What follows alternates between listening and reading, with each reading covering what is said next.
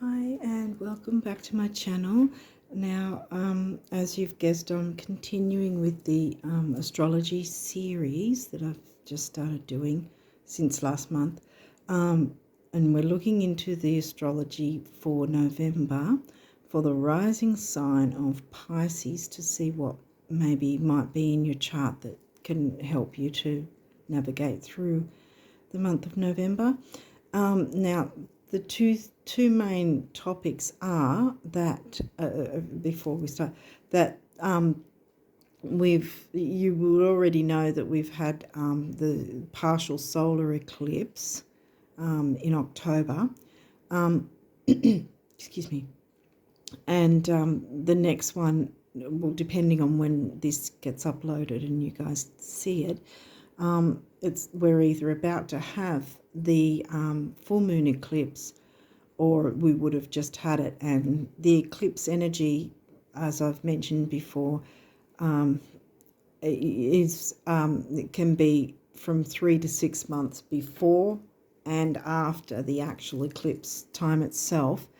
And the full moon eclipses are about letting go and releasing, so it's even more so than a regular full moon energy would be. And the other thing is that by the time you guys watch this, Mars would have already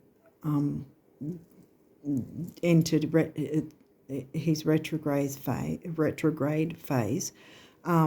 But we would have already been feeling the effects of Mars retrograde with frustrations, things being slower than normal, stops, starts, which I've been dealing with myself, and it's been annoying. But yeah, because Mars is action oriented, and when it's direct, it's where in your chart that it's firing up. Where Mars is in your chart, that area of your chart will be fired up, if that makes sense.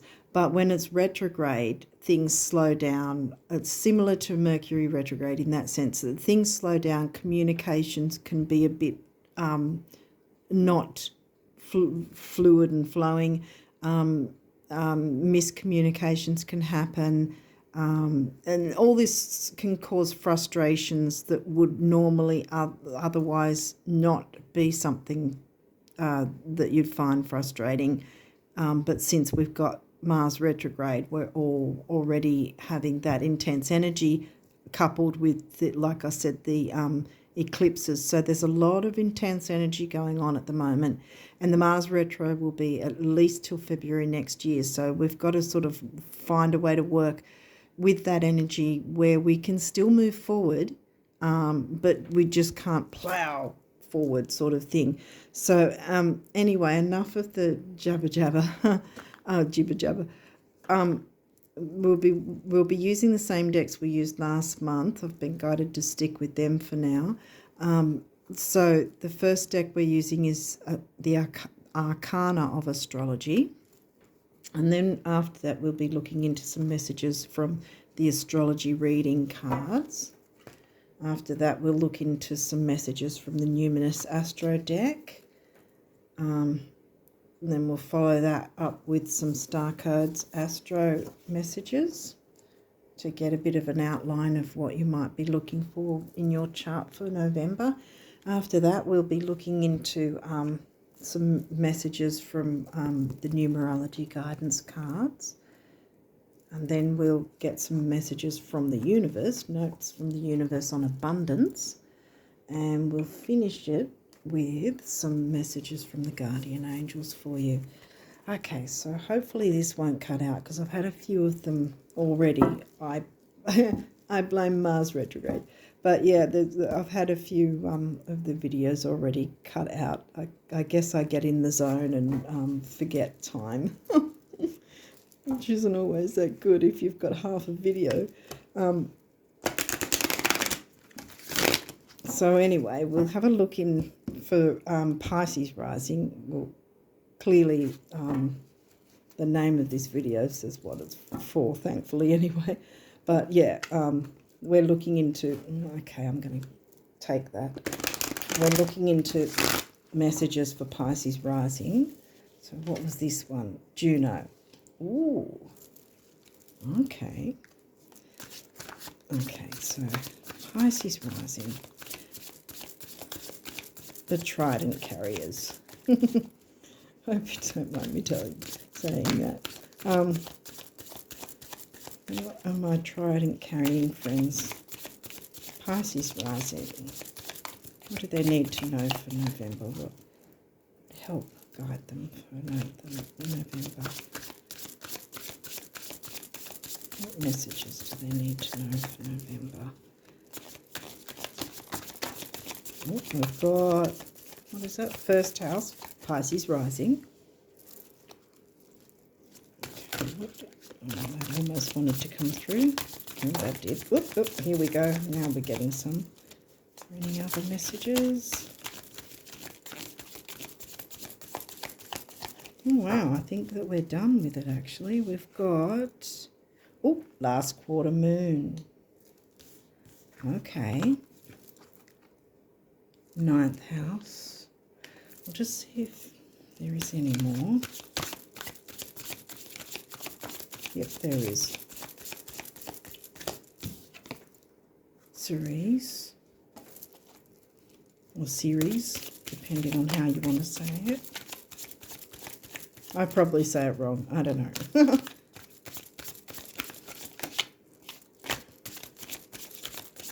Okay, I think we are done now. Alrighty. So, last quarter moon is straight after the full moon, and that's about a week after the full moon.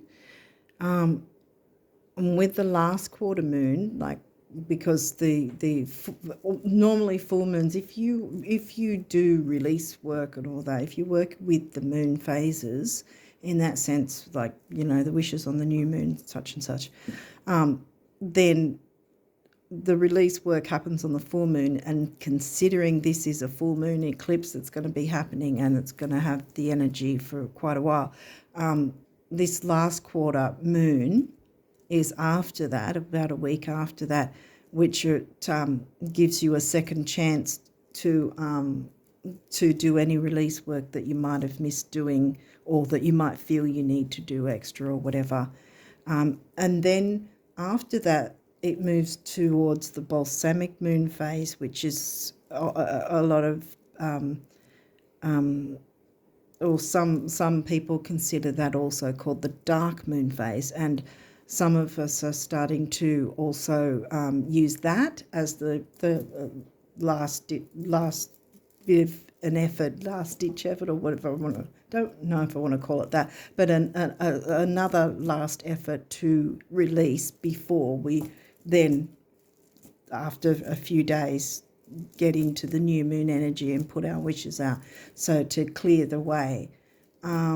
So yeah, but anyway, whether you work with the moon or not, you might want to consider making note of what's going on at that time frame as well, what might be happening for you around that time frame, or plan for that time frame in some way. Okay, so Juno is an asteroid. Where is Juno? There it is. So we'll read up on Juno. When Juno appears in a reading, it is time to take a look at your relationship and evaluate what is working and what is not. Make sure your focus is not only on the history of this relationship, but also the possible future of it. Juno never makes a flippant or sudden decision, which sudden things can happen with the eclipse phase. But with Mars in retrograde, we don't want to be making hasty, quick decisions or quick moves, so to speak. We've got to move forward in a more slow, considered way. So yeah, she looks at every possible angle of a situation. It's the perfect time to make a list of the pros and cons or indiscretions. Is your partner meeting your needs? Are you meeting their needs? If your partner strives for stability and you want excitement, how are you going to balance these desires? If you are not partnered up, this is a great time to do some self-reflection on what you bring to the table, the boundaries you want to set, or even if you want to be in a romantic relationship at all. Wow. Okay. So your rising signs coming into it. And whatever, there might be some activity in your first house besides your actual ascendant, which, boom, your first house, ascendant, descendant, midheaven, work life, Imankali, home life. So we'll read last quarter moon. Where was it? Over here. Sorry. Where are you? There you go. Last quarter moon. The flower petals begin to wilt and fall, and you may be feeling anxious about letting go of their beauty. Letting go. Yeah. It is important to remember that they are just getting out of the way. So getting out of the way, yeah, the full moon release work. Get what things out of the way so that there's room for you to move forward. So the seeds can be spread by the wind. Like the flower, you also need to release what is blocking your potential. Yeah. Be sure to make a note of what did work for you and apply that to the situation next time. 9th house. What's in your 9th house? Isn't that Scorpio? Ooh, that's Pluto energy. I'll have to see if Pluto comes out later in the reading. We'll look at Ceres or Ceres. Oh, boom. We're up.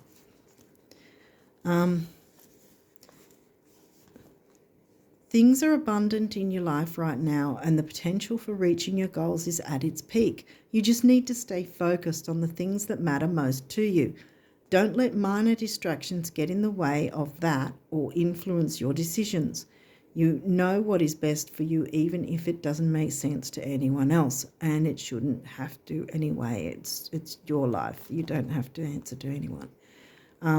If you are going through a low emotional period, do your best to appreciate the beauty in the everyday.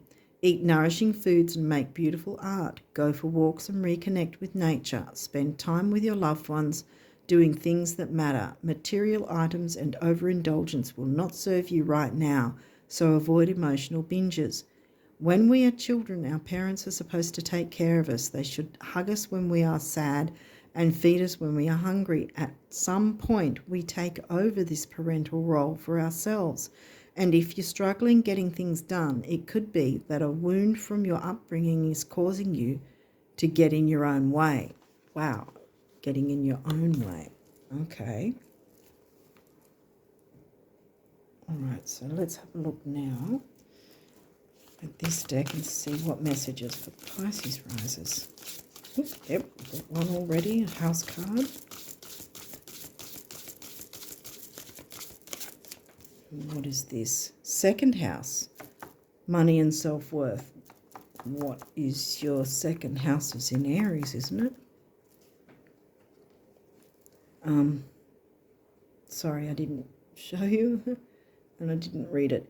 Your assets, finances, and the things that you value, including self-worth. I just say money and self-worth because that's pretty much covers the second house themes. And you've got Aries in your second house. Any other messages for Pisces risers? My trident bearer friends.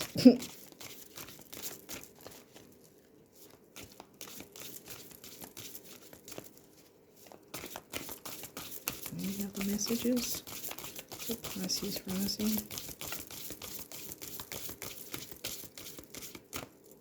One looks like it's sticking out. Zodiac sign Virgo. Okay, that's 6th house energy. The energy around you is dutiful, hesitant, and humble, with a discriminating, diligent, and painstaking air. Well, this is also about health, isn't it?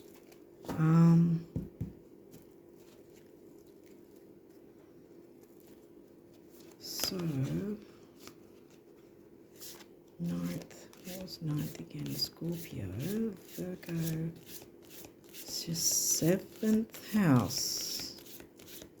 Did we have anything about relationships yet? I think we did, didn't we? Something about, yeah, Juno. Whether you want to be in a relationship or what you're bringing to the table, or if you're meeting their needs or they're meeting your needs. Yeah, that's Juno. Yeah. And Virgo's right on Juno. Is there any other messages for Pisces risers from this deck? Are we done with this deck? Oh, yeah, I think we are. Okay. We'll move on to the next deck.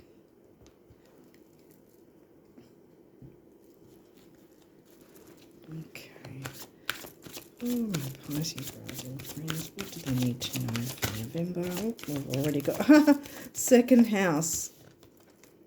Okay, something's happening with your first, second, and ninth house. You might want to look into those. Well, we already read pretty much what second house was. It's money, assets, self-worth, values, what you value, including yourself. What have we got here? Oh, third house, which is communication, Gemini energy, quincunx, and sextile. Well, sextile's good because sextile and trine, you want to get those because they're easier going energies. So let's have a bit of a read here. Okay. Material world, possessions, finance, talent, values, solidity, worthiness, self-worth, yeah.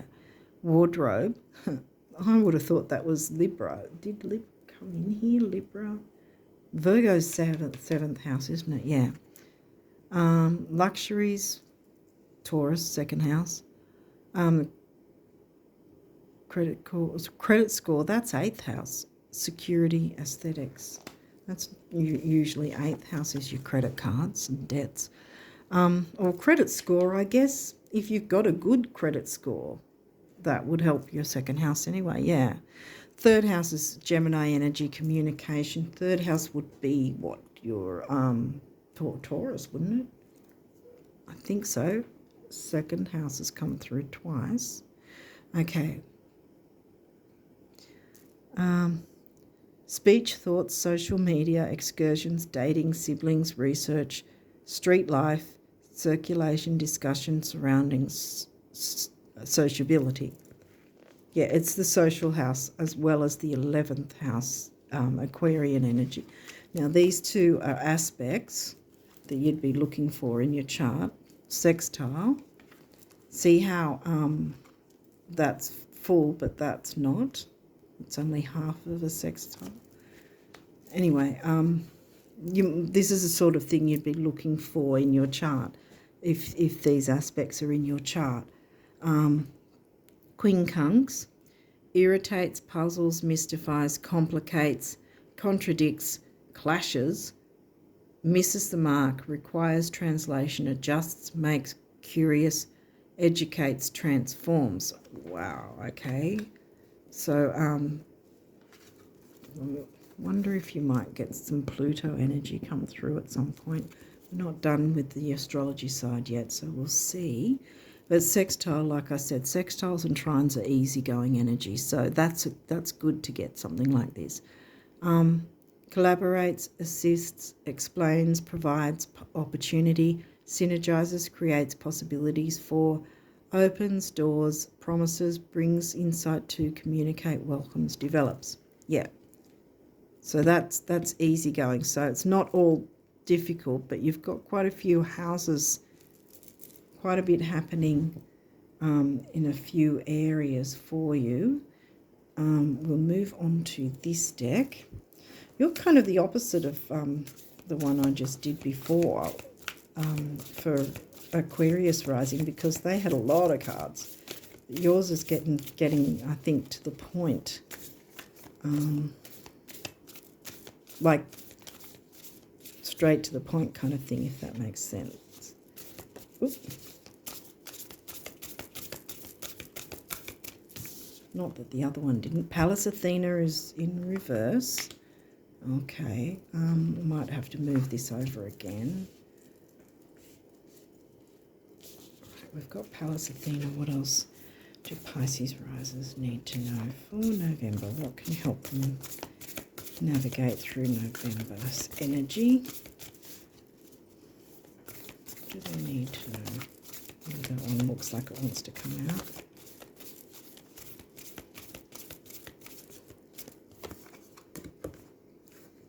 Oh, it's also in reverse. Series. Ah! You got series twice, or series. Might want to see where that comes through in your chart. Is there any other messages for my Pisces rising friends? That looks like it. Whoa! Ooh. Fourth house. Well, that's home, family. What else did we get here? Oh, more reversals. Oh, goodness. Juno is in reverse. Virgo in reverse. Pallas is in reverse, but only came once. Ceres came twice. Fourth house. Well, first, second, third, fourth, ninth. Wow. That's quite a few houses. Okay, so let's get on with it. So, yep, all of them are in reverse. So when they're reversals, they're called the challenge, and when they're upright, they're the gift. But sometimes the challenge is a gift. Like, you know, when people say, oh, I'm up for the challenge. It doesn't have to always be difficult. But we'll see what they say in here. Okay, so we're looking for the challenge, Pallas Athena. Whenever you are on the gender spectrum, do not think you need to deny or respect the feminine, the anima, and the heart in yourself and others in order to access brilliant intelligence and competence. Talking of competence, see, it's sort of like stop, start. It's a bit sort of difficult because with Mars in retro, my Mars is conjunct in the same house group. That's what conjunct means. As my Mercury, so that's why it's sort of like I'm all over the place at the moment, and I'm not real happy about it. So this is what I mean by, you know, with Mars retro, how it can affect people. So we had series also in challenge. Do not mistake smothering, enabling, or infantizing actions as signs of love. Wow. Once you release the object of your care, fourth house, your life is not over. A new mystery begins. Now, did we get anything Scorpio, Pluto? No. Eighth house wasn't in either. No. Okay, so then we'll look up at fourth house, which is Cancerian energy. It's in reverse, but fourth house for you, that's, even though it's Cancerian energy, it's not in the sign of Cancer. For you, it's in Gemini, isn't it? I think it is. Okay, so fourth house. Okay, and so we're reading the challenge again. Let your home be a sanctuary that helps you prepare to deal with the world, not a place in which you hide from the world. Okay, wow. All right. Then we've got Virgo in reverse, and that is number 6, of course, the sixth sign, sixth house. And that's also in challenge position. if you just weed the garden and don't plant or cultivate, all you have is an empty bed. Editing without creating gives you no content. Sometimes you have to ask the inner editor to take a break and let the creative process flow. Then let the editor clean and polish. Right. Take a break on yourself. Don't be so hard on yourself. 31. 31. Is Juno also in the challenge position? Don't know if you can see it in the camera angle. This is it upright, but you had it also in reverse. If you live out your ambition through your mate or work partner, wow, okay, Virgo, 7th house.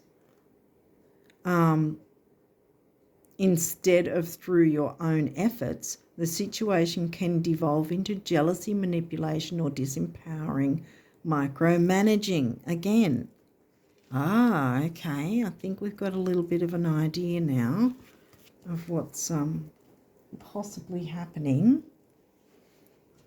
Don't try to micromanage others or yourself. Give yourself a break. Self-worth is coming into it.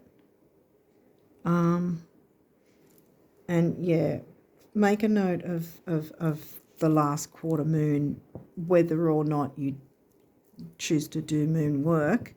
But I would suggest, I would highly recommend, I guess, I'd like to put it that way better. I'd recommend if you do release work, that, yeah, make good use of this full moon eclipse time, but also try again on the last quarter moon if you feel that there's things to release then as well. Because we're going to get frustrations. Things are going to move slower than they normally wouldn't because Mars is retro. Mars retros are around every 2 something or other years. So it's not too much of a phenomenon. We do have it happen from time to time, every couple of years or so.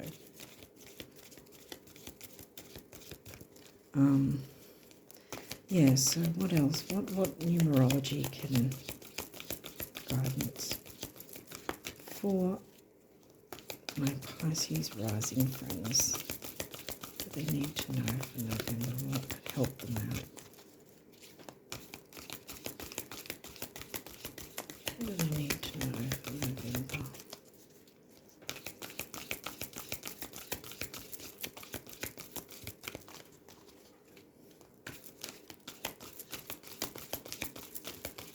What numerology do they need to know about for the month of November? Oh, okay.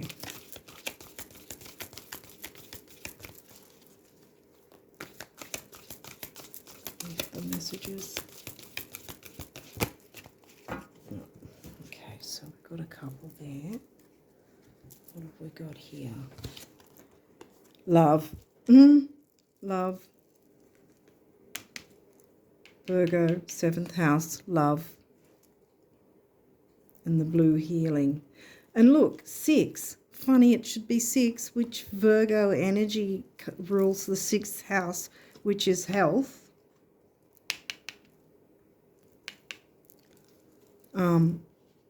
Health, duty, service.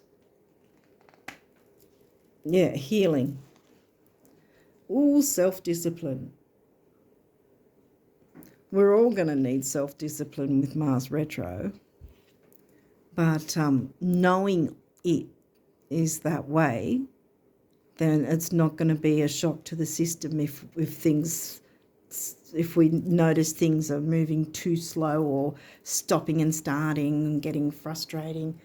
Well, then we'll know, you know.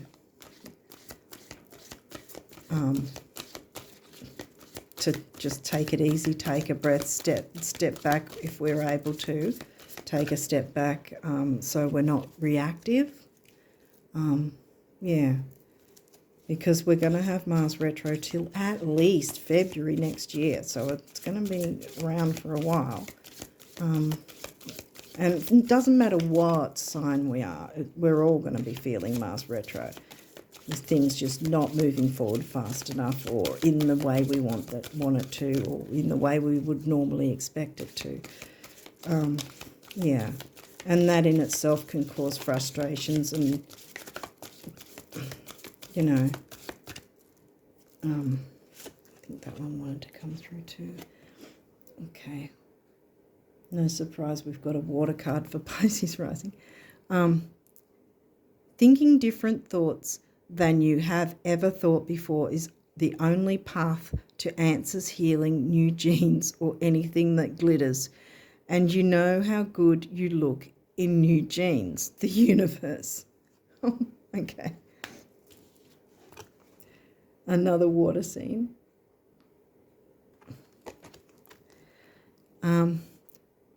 You want what you want because you know it's possible. If it wasn't, you wouldn't. This is powerful. Embrace it. For whatever else you believe or don't believe, this belief alone can take you the distance. And what you want wants you, the universe. Can we get any more messages? Is there any other messages for Pisces rising people from the universe about abundance? Any other abundance messages from the universe for my Pisces rising friends? I think we might have. I think that might be it. Yep. Okay. So move on to the guardian angel messages now. Okay. So for November, what do the guardian angels want you to know? Okay, we've got one.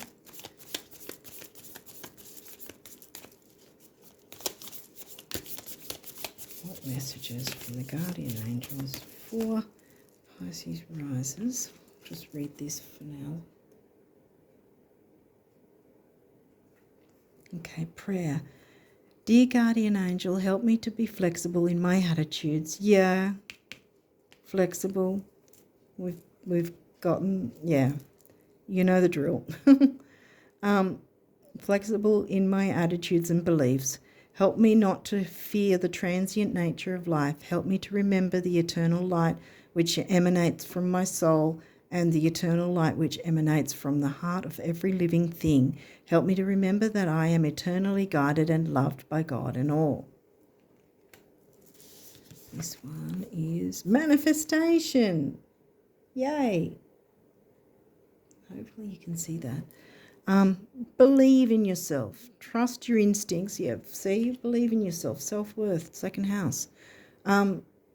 Trust your instincts and follow your heart, for in doing so you shall manifest all your heart desires. The life you have for so long aspired to create will soon manifest. Wow. I'm not sure if you need any more after that, because it's sort of like pretty much, whoop, oh, we have another one and it says positive change. I saw it. Dare to be different. When you are criticized, remember that you will never please everyone. Many brilliant and gifted individuals were not fully appreciated or understood in their own lifetime, yet it is often they who have sown the seeds of change. So yeah, don't hide yourself. Don't hide yourself for any fear of, and don't compare yourself too.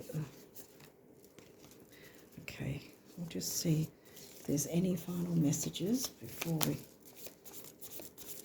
finish up. Is there any other guardian angel messages before we end up?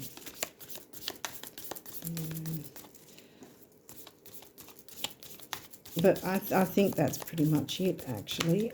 Yeah. Okay, so yeah, look at that. You've got your manifestation. It's going to take a bit of discipline. We all are going to need to be disciplined with Mars being in retrograde. a sextile aspect is actually, like I said, it's easygoing, easy flow, easygoing. Quincunx obviously is a bit more difficult, so see where that sort of, if that little notation figure is in the middle part of the chart. So like the little very middle circle where all the lines and different like asterisks and a triangle or a square, that sort of thing, that the aspects are generally put in the middle, depending on where you get your chart generated. Yeah, so I think, and I think you still easily can work towards what you want. But yeah, make a note of this phase of the moon, this last quarter, after the full moon. But yeah, if you are into doing moon work, yeah, use the full moon to do the release work, and then maybe do anything more if you need it a week later, which will be that square, the last quarter moon.